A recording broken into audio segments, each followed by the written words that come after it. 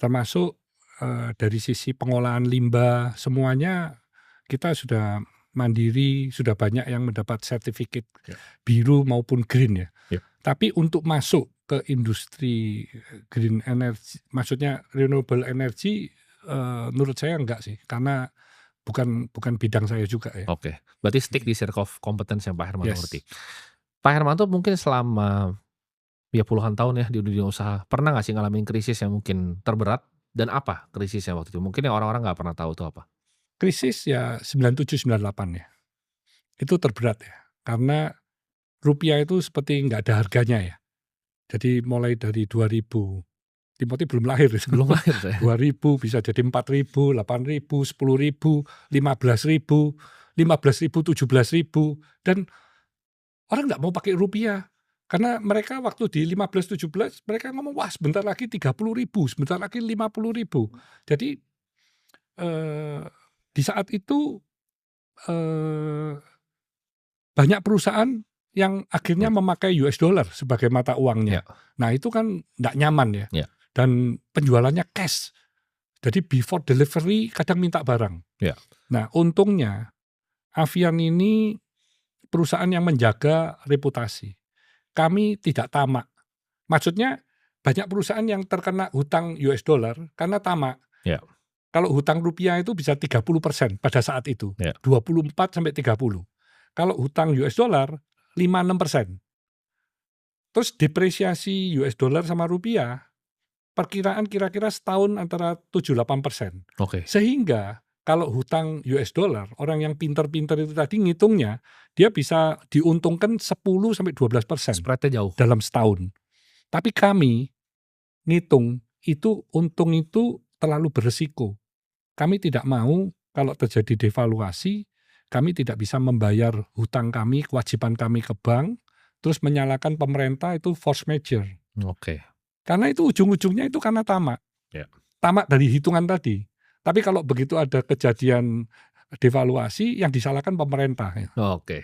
Iya kan? Menarik. Menarik banget. Gimana caranya Pak Hermanto nilai resiko Pak dalam mengambil keputusan tadi berinvestasi di perusahaan-perusahaan yang akhirnya diambil jadi pengendali nih Pak. Ya. Apakah Pak Hermanto tipikal yang oke, masuk dikit-dikit dulu, kita celup-celup dulu, oke tambah gede, atau langsung dari awal tuh tahu hajar? Hajar. Langsung berarti? Karena dari awal saya sudah yakin kalau 99% itu akan bagus. Baru masuk. Jadi kalau saya 50-50, 1% aja saya nggak mau masuk. Oh berarti itu kalau 50-50 aja tuh kurang nggak mau masuk saya. Jadi ibarat kalau saya diajak orang ke kasino gitu ya. Iya. Saya ngomong, ayo kayak ingjo-ingjo, kayak apa, fun, kayak apa. No, lebih baik saya beli minuman. Lebih baik saya beli makanan. Oke. Kalau saya taruh sini 50-50 ini. Oh jadi Pak Hermanto nggak suka yang begitu? Saya nggak suka. Bukan nggak suka. Bagi saya ngapain gitu kalau 50-50. Karena kita kan pengusaha. Ya. Kita semuanya harus secure kan. Oke, ini dari pengalaman Pak Hermanto nih, makanya sekalian saya mau tanya juga nih tentang hotel juga mungkin ya. Bisnis apa sih Pak yang harus dihindari? Bisnis yang merugikan orang banyak. Oke, itu kan udah pasti Pak, itu udah pasti karena biasanya bisnis begitu kan pidana itu kan. Bisnis yang maksudnya ya nggak merugikan orang mungkin. Ada nggak sih sektor yang Pak Hermanto tuh nggak rekomend, jangan deh, kayak misalnya anak Pak Hermanto tanya gitu. Ini bisnis misalnya restoran contoh ya atau yang lain. Restoran oke lah, restoran oke lah. Nggak perusahaan-perusahaan yang harmful, yang efek-efeknya nggak bagus, ya itu jangan masuk lah. Saya banyak lah perusahaan, bukan saya lihat cuma dari laporan keuangannya. Ada sektor-sektor yang saya nggak masuk namanya. Oke. Meskipun laporan keuangannya bagus. Kalau misalnya ancaman apa sih yang Pak Hermanto lihat pengusaha ini selama mungkin 10 tahun ke depan nih? Pengusaha-pengusaha yang baru mau bikin bisnis, ancaman apa nih yang besar untuk mereka?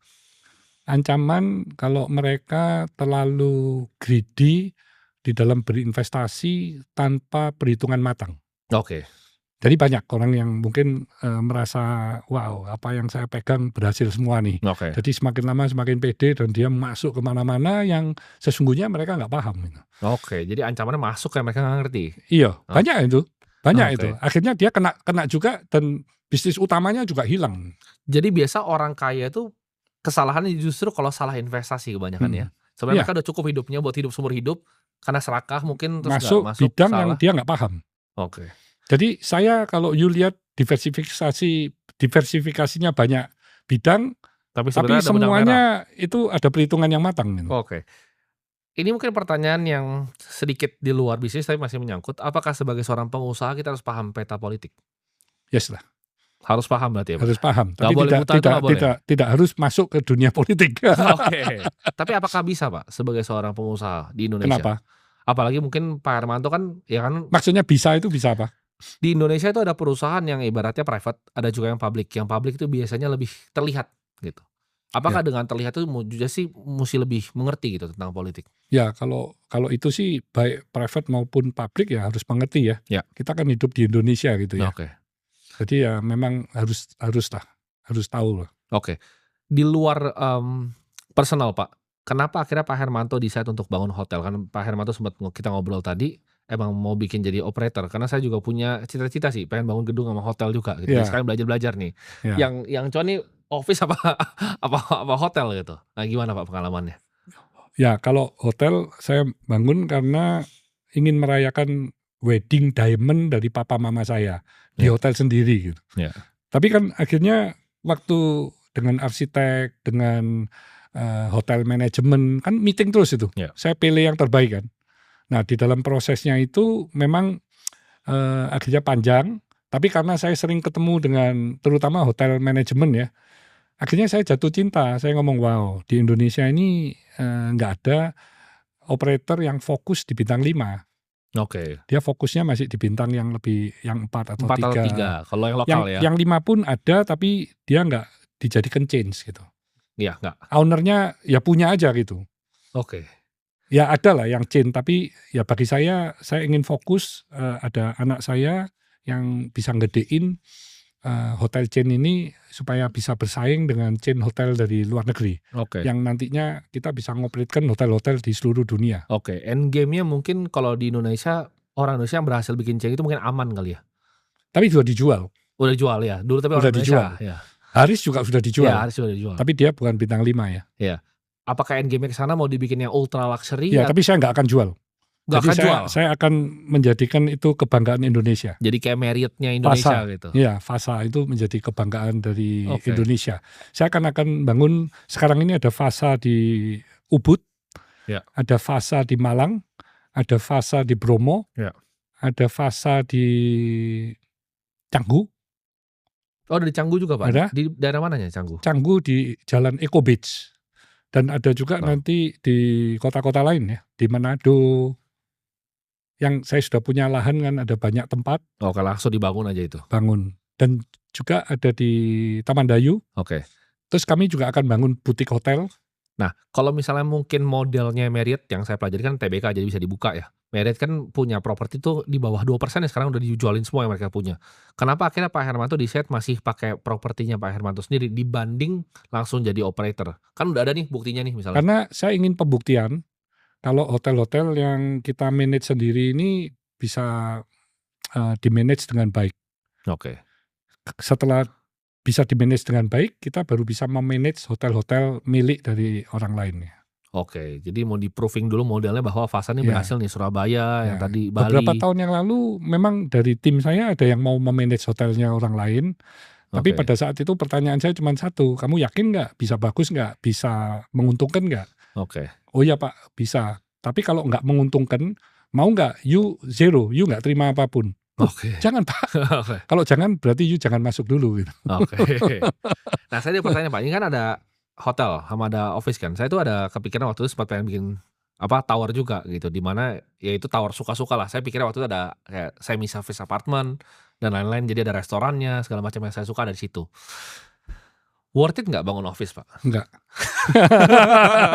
Jadi kalau bisa ulang waktu lagi nih Pak, ini lebih baik saya Pak kalau office kan. Ini berapa 8.000 sih bebasin berarti yang? Ini total 1 hektar lebih nih. 1 hektar. Jadi ini bangunan office-nya aja 60.000. Oke. Bangunan hotel ini mungkin juga 50.000. Tanah 1 hektar. 1 hektar. Bangunannya 100.000 lebih nih. Oke. Kalau bisa ulang nih dengan tanah 1 hektar dengan budget yang sama, office-nya dibangun nggak? Saya tetap bangun, tapi terbatas untuk kebutuhan saya aja. Pribadi kan, untuk private kan? Untuk ya kalau sekarang kan kami kira-kira pakainya kan cuma separuhan aja lah. Jadi saya bangun cuma 30.000 lah. Tapi company-nya masukin sini semua? Ya, untuk pusat. Ini untuk kantor pusat. Saya bangun secukupnya aja. Oke. Tapi hotelnya, ballroom semuanya akan saya lebih besarin. Oke, jadi untuk hotel lebih banyak, pakai untuk Space-nya, tankorpnya space-nya. secukupnya aja, Yes. terus nggak usah disewain buat orang lain berarti? Maksudnya disewain Kan nggak ada office space-nya jadi oh nggak banyak. nggak usah. Jadi memang buat pemakaian pribadi berarti? Iya, sendiri aja. Oke. Thank you Pak Hermanto. Ya, thank you. Oke.